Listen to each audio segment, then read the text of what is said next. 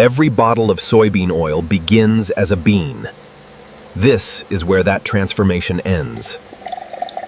Millions of soybeans enter. Thousands of liters of oil leave. The line never stops. From field to bottle in continuous motion. This is how soybean oil is made. Every batch is weighed and sampled on arrival. Quality starts at the gate. Stones, stems, and dust never reach the crushers. The oil depends on clean beans. Modern cleaning reduces foreign material to below 0.5%. The silos hold enough beans for continuous 24-hour operation. Timing keeps the oil flowing. Controlled cracking exposes the oil-rich meat without damaging the oil itself. Removing the hull raises the protein in the meal and the oil yield from the meat. Heat and moisture unlock the oil inside the cells before any pressure is applied. Thin flakes mean short oil travel distance. Extraction efficiency depends on this step. Everything before this was preparation. Now the oil begins to leave the bean. The first oil appears under heat and pressure. More will follow. Pre-pressing can recover 60–70% of the oil before solvent extraction. Thousands of kilograms of pressure force the oil out. The cake still holds more. Hexane dissolves what pressure could not. Almost every last drop of oil is recovered. The oil is free but still mixed with solvent. Distillation will separate them. Hexane consumption in efficient plants is typically the meal is made safe and the solvent is recovered for reuse. Nothing is wasted. Heat and vacuum free the oil from the solvent. The crude oil is born. The oil is free of solvent but still contains gums, free fatty acids, and color. Refining comes next. Gums would cloud the oil and shorten shelf life. They are removed here.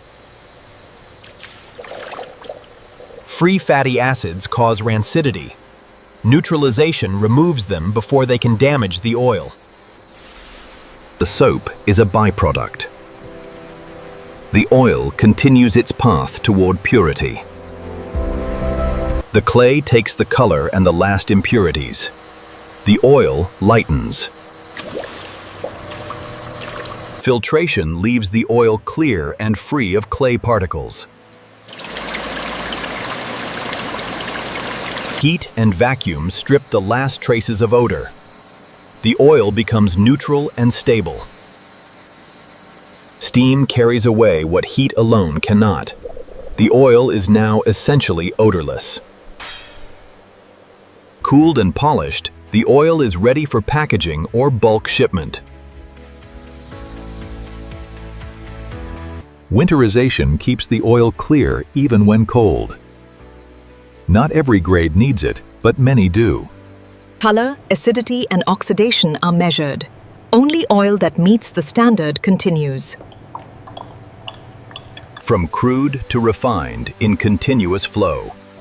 Each vessel has one precise job. Heat that would be wasted is captured and reused. Efficiency is measured in degrees. Nitrogen keeps oxygen away. The oil stays fresh until it leaves the plant. The oil is the main product, but the gums and meal have value of their own. After the oil is gone, the meal still feeds livestock around the world. A signature on the batch record means the oil has met every specification. Full traceability from bean to finished oil is standard in modern plants. The oil has finished its chemical journey. Now it is ready for the market. Hundreds of tons of flakes per day. Every flake must be the same thickness. The extractor never stops. Solvent and flakes move in opposite directions for maximum recovery. Deep vacuum and controlled temperature finish the oil. The result is bland, stable, and clear. Centrifugal force does in seconds what settling tanks once took hours to achieve. Filtration is the last physical barrier before the oil is considered finished. Filter media are selected to retain particles down to a few micrometers. Every ton is measured. Yield is not estimated puter. It is calculated continuously. One control room oversees beans, solvent, steam, and oil simultaneously.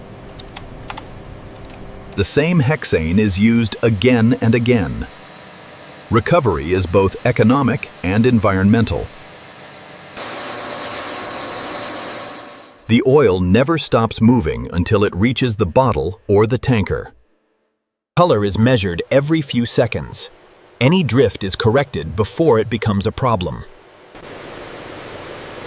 Valves open and close without human hands. The sequence is exact every time. Safety interlocks prevent solvent and oxygen from mixing in critical zones. The instrument sees what the eye cannot. The oil either passes or it does not. The oil is protected until the moment it enters the bottle or the drum. Each bottle receives the exact volume, no more, no less. The code on the bottle links it back to the exact batch of beans and the exact day it was refined. Bottles become cases. Cases become pallets. The oil is ready to travel.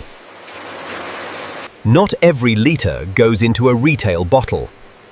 Bulk oil supplies bakeries and food manufacturers. One pallet can hold hundreds of liters. This is how the factory supplies the market. Every pallet started as soybeans only days earlier. Now it is ready to leave. One bottle in 100 is opened. If it is perfect, the rest ship. From bean to bottle under one roof. This is the scale of modern soybean oil production. Numbers tell the story. Today's yield and efficiency are measured, not guessed. Every container started as a soybean this week. By next week, they will be in kitchens and factories. This is what it took. Beans, solvent, heat, vacuum, precision, and people trazen, all for this clear golden oil. Dredges.